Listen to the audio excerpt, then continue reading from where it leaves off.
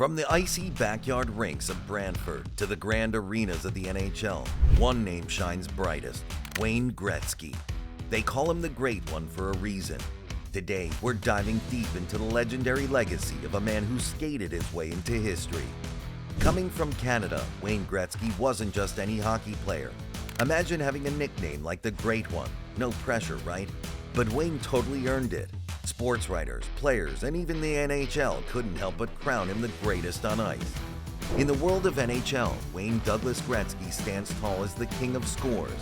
Not only does he have the most goals and assists, but he's got more assists than any other player as total points. Gretzky is the only player who has a whopping 200 points in one season, and he didn't just do it once. Wayne did it 4 times. Plus, he cruised past 100 points in 15 seasons, 13 of those back-to-back. By the time he retired from hockey in 1999, he had smashed 61 NHL records, which included 40 regular season records, 15 playoff records, and 6 All-Star records. Gretzky's an icon who dominated hockey with 4 Stanley Cups under his belt. Let's time travel back to January 26, 1961, when Gretzky was born in Brantford, Ontario. The Gretzky family weren't living in mansions or luxury apartments. They had a simple home in Brantford, chosen for one big reason: a yard perfect for an ice rink every winter. Hockey was in Wayne's blood from the start. In fact, he laced up his skates and stepped onto the ice for the first time at his grandparents' farm when he was just 3 years old. Wayne would often play with those older than him. He wasn't just keeping up, he was stealing the spotlight. His first coach, Dick Martin, noticed that Wayne had a knack for the puck that overshadowed those older boys. Ever notice how Gretzky always tucked his sweater into his pants on the right side? That quirk started because those 10-year-old sized team sweaters were just too big for him when he started playing. He rocked that look all the way to the NHL. Even as a 9-year-old, Gretzky would sit in front of the TV and trace the path of the puck, drawing an outline of the rink. Whenever his father looked at the spaghetti-lined paper, he would start explaining that the places where the lines cross are actually where the pucks meet the most. By age 10, Wayne wasn't just playing hockey, he was dominating it. 378 goals and 139 assists in a single season with the Brantford Steelers. The media couldn't ignore this amazing player, and soon enough, the Toronto Telegram was all over him. They completed a profile of him in October 1971 at the tender age of 10. Then came the 1974 Quebec International Pee Wee Hockey Tournament. Gretzky, just a kid, scored 26 points, and by the age of 13, he netted over 1,000 goals. But with great talent came great envy. Parents of other kids, some even from his own team, weren't thrilled. They used to criticize him, perhaps wishing their kids could dazzle like Wayne. At 14, it was clear that Wayne's talent was too big for Brantford. For his career and his own well-being, the family moved to Toronto. His family had to go toe-to-toe with the Canadian Amateur Hockey Association, fighting for Wayne's right to play outside his hometown. They emerged victorious, paving the way for Wayne to play Junior B hockey with the Toronto Nationals. And yes, he was a star there too, playing alongside 20-year-olds and nabbing the Rookie of the Year title.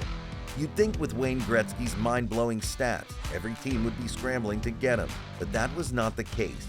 Back in the 1977 Ontario Major Junior Hockey League draft, not one but 2 teams looked past young Gretzky. The first pick was Tom McCarthy to the Oshawa Generals, then Steve Peters to the Niagara Falls Flyers. It wasn't until the 3rd pick that the Sault Ste. Marie Greyhounds selected Gretzky. Wayne wasn't too keen on moving to Sault Ste. Marie. The city had a hectic travel schedule for its junior team. But with a little arrangement with the local family and his passion for the game, Wayne laced up for the Greyhounds at age 16.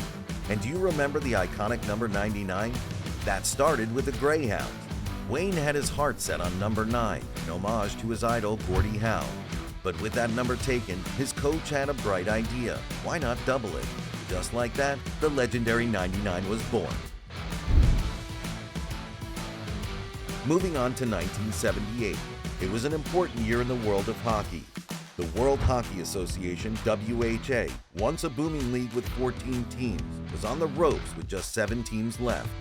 In the middle of this chaos, a young Gretzky scored his first professional goal against Dave Dryden of the Edmonton Oilers, but he only played 8 games for Indianapolis. One of the most memorable moments of Gretzky's season was yet to come in the 1979 WHA All-Star Game. Instead of a typical All-Star match, it's a three-game face-off between the World Hockey Association All-Stars and the mighty Dynamo Moscow. Gretzky got to play alongside his childhood hero, the legendary Gordie Howe, and Howe's son, Mark. In the first two games, this dream trio was on fire, contributing to 2 victories for the WHA.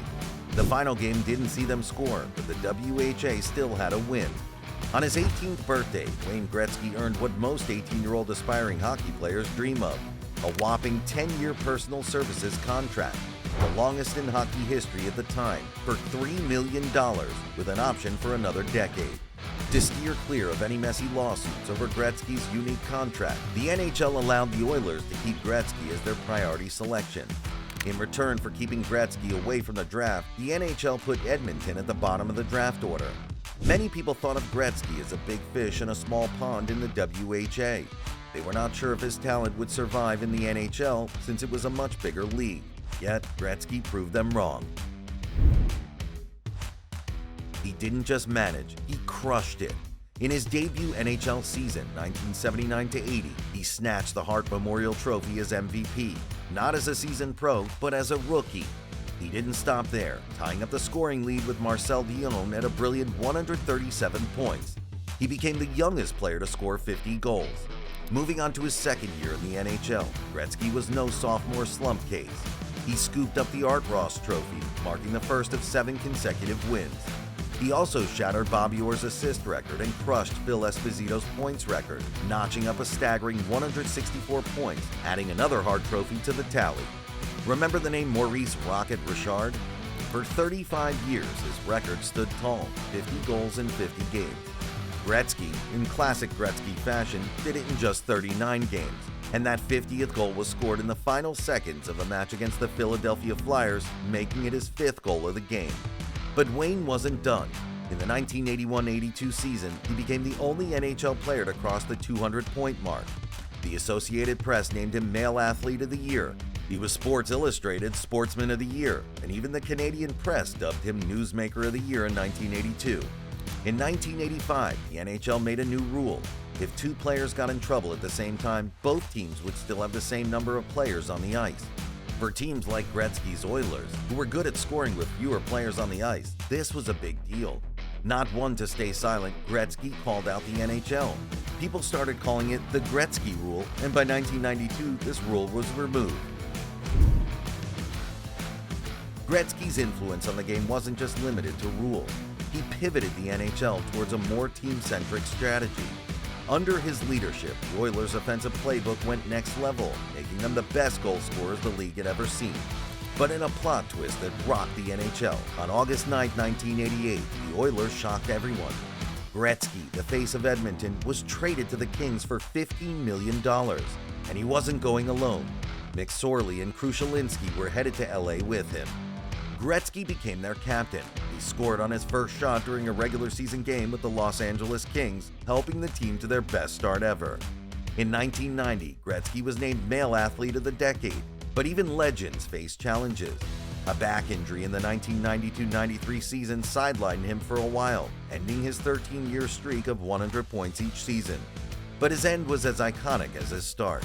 The final siren of his career sounded on April 18, 1999, in a game against the Pittsburgh Penguins, a true end of an era. Gretzky didn't just play hockey, he changed it.